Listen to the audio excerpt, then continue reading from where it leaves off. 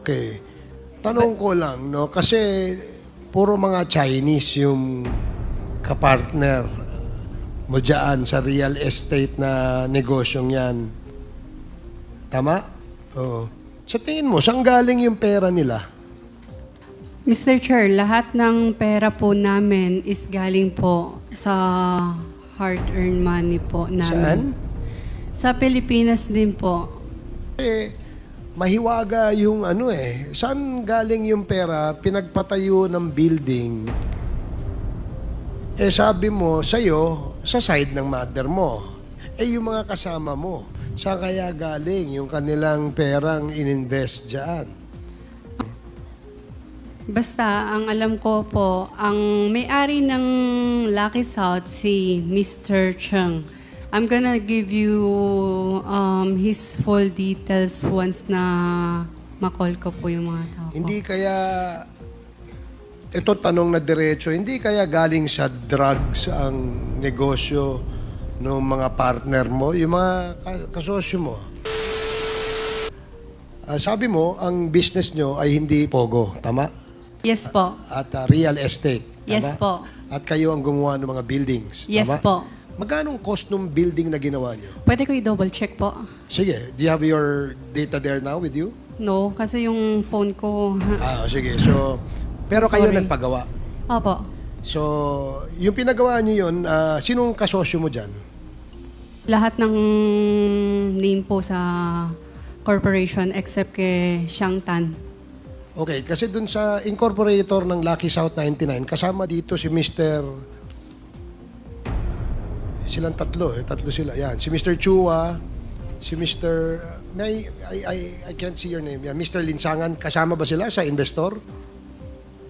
Hindi ko po sila kilala. Kasi sabi mo, yung incorporator ng Lucky South 99, sa records na hawak namin, sila ay isa sa mga may-ari ng Lucky South 99. Ang alam ko po, ang may-ari po ng Lucky South 99 is yung nangungupa po dati sa amin. Tapos ngayon siya na yung owner, si Mr. Cheng.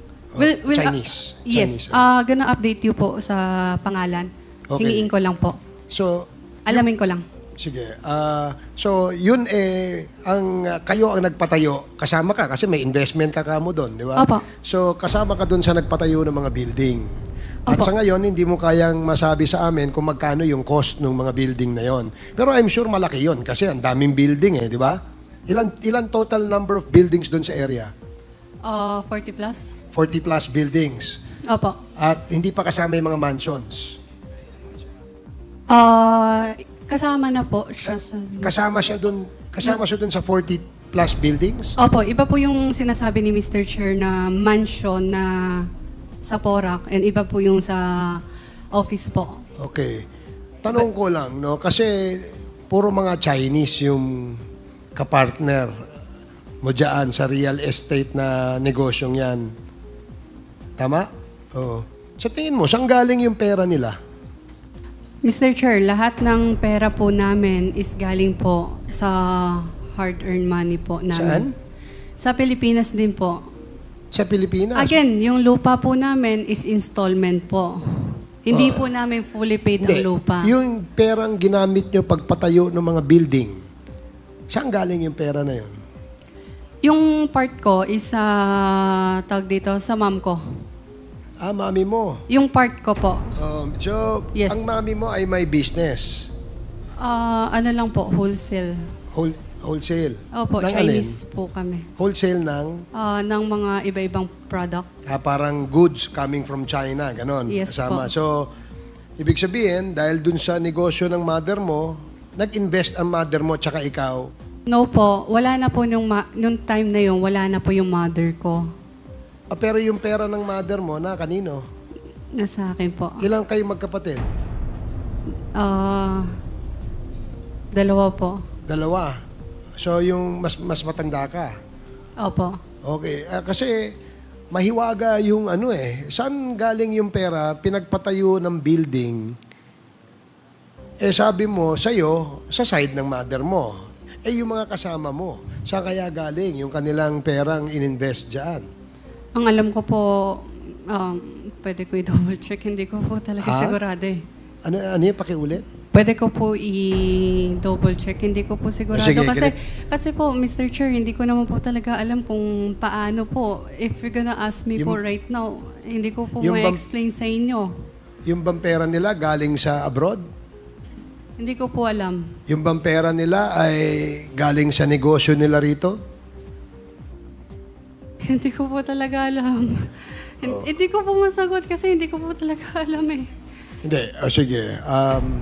Kasi para importanteng malaman namin saan galing yung pinagpatayo nyo no ano dahil hindi yun basta-basta eh. Diba? Gaya ng sinabi mo nung tinanong kita, mga investor, no? Parang ikaw, investor.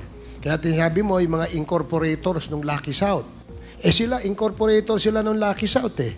Base sa dokumento na hawak namin, sila ay mga dating incorporator. Basta, ang alam ko po, ang may-ari ng Lucky South, si Mr. Cheng.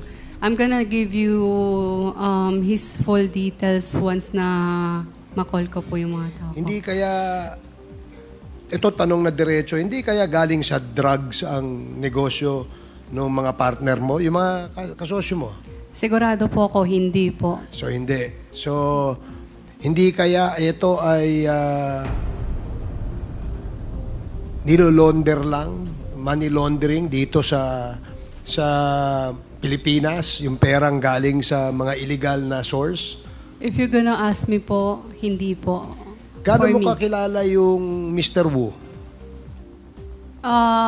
Close kami pag pumupunta po siya sa Pilipinas. Kasi ninong mo. Opo.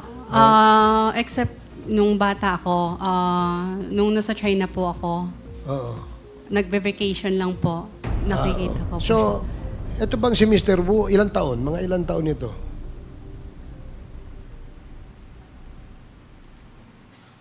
40 plus? May asawa? Yes po, meron. Chinese, Pilipina? Chinese po.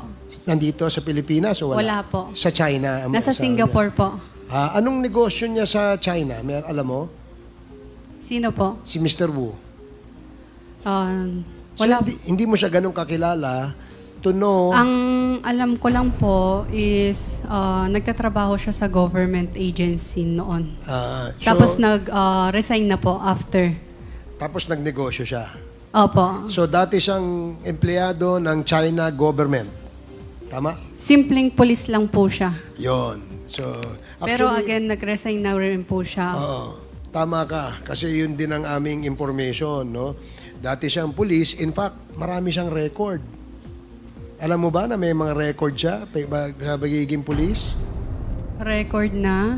Record na maraming negative na record siya doon sa China. Alam mo ba yon? Sige, sasabihin ko sa iyo at the appropriate time. Okay? So, again, nakakapagtaka kasi na nag-invest ka dyan, yung hard-earned money sinasabi mo, galing sa'yo, galing sa mother mo, itinaya mo dyan sa negosyong yan, wala kang kasiguruhan kung ito ay babalik o sigurado kang babalik. Magdedibidendo ka.